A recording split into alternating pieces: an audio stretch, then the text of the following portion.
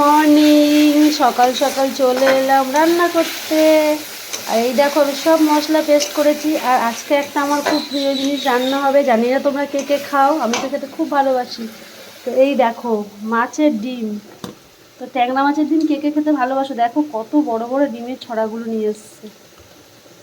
এই দেখো, তো আমি তো খেতে খুব ভালোবাসি, আর ডিমগুলোও দেখো বড় বড়।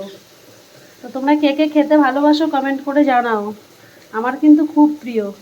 তো এখন আস্তে আস্তে করে অল্প অল্প করে দেবো, যাতে ডিমগুলো না ফেটে যায়। কষাতে কষাতে কষাতে কষাতে মানে শক্ত হয়ে যাবে। অল্প অল্প অল্প অল্প করে দেবো ডিমগুলো। কেন বলো তো, এটা অনেকে রান্না করতে গেলে গলে যায়, তো আমি এই প্রসেসে করি, তো আমারটা আর গলে না দেখো আস্তে আস্তে সব ডিমগুলোই গোটা গোটা থেকে যাবে। তো কে কে এইভাবে রান্না করো আর কে কে খেতে ভালোবাসো আমায় কমেন্ট করে জানাও।